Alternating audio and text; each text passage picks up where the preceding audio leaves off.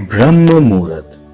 कोई भी व्यक्ति प्रातः ब्रह्म मुहूर्त में उठकर इस अकाट्य सत्य का अनुभव कर सकता है कि प्रातः काल का वायुमंडल शरीर, इंद्रियां और मन को प्रिय लगने वाला तथा स्वस्थताप्रद होता है। इसका कारण यह है कि रात्रि में तारागणों तथा चंद्रमा के शीतल प्रकाश के संयोग से वातावरण शीतल तथा वायु में प्राणप्रद वायु यानी ऑक्सीजन की मात्रा अन्य समय की उपेक्षा अधिक होती है।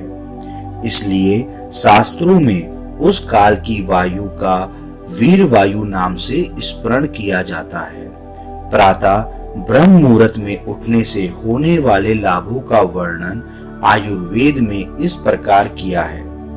ब्रह्म मुहूर्त में उठने से पुरुष को वर्ण, कीर्ति, बुद्धि, लक्ष्मी, स्वास्थ्य तथा आयु की प्राप्ति होती है। उसका शरीर कमल की तरह प्रफुल्लित हो जाता है। धर्मशास्त्रों में भी कहा है कि ब्रह्म मुहूर्त बुद्धिहित अर्थात प्रातः ब्रह्म मुहूर्त में 4 बजे उठ जाना चाहिए। ब्रह्म मुहूर्त का आध्यात्मिक लाभ। ब्रह्म मुहूर्त में उठकर लघु शंका करके हाथ पैर धोकर कुछ काल ब्रह्मा का ध्यान करना चाहिए। ब्रह्मा के ध्यान के लिए इससे अधिक उपयुक्त और कोई समय नहीं हो सकता, क्योंकि रात्रि भर विश्राम कर लेने के कारण व्यक्ति मानव पिंड की मन इंद्रियां शांत होती हैं तथा समष्टि ब्रह्मांड का वातावरण भी शांत होता है। इसी समय बड़े बड़े ऋषि मुनि भी ब्रह्म ध्यान करते हैं। उनके सम्यक ध्यान की तरंगों से हम लोगों के ध्यान में विशेष सहायता प्राप्त हो जाती है।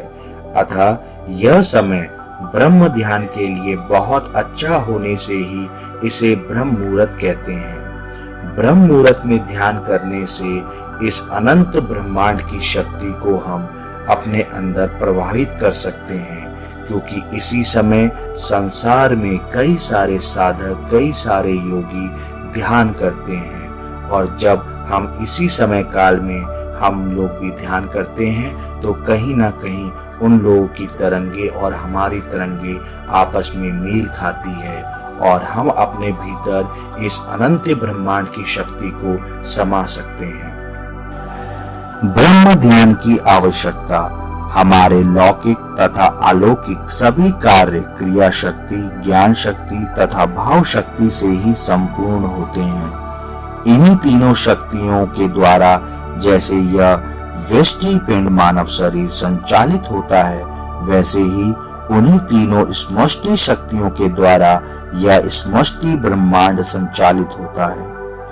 व्यष्टि शक्तियों के आश्रय को जीवात्मा कहते हैं और समष्टि शक्तियों के आश्रय को परमात्मा यानी कि ब्रह्म कहते हैं। जीवात्मा शरीर द्वारा तभी अपने कार्य समग्र संपन्न कर सकता है जब उसकी उक्त तीनों शक्तियां सबल बनी रहें। यह तभी संभव है जब उसको व्यष्टि शक्तियों का समष्टि शक्तियों के साथ संबंध बना रहे।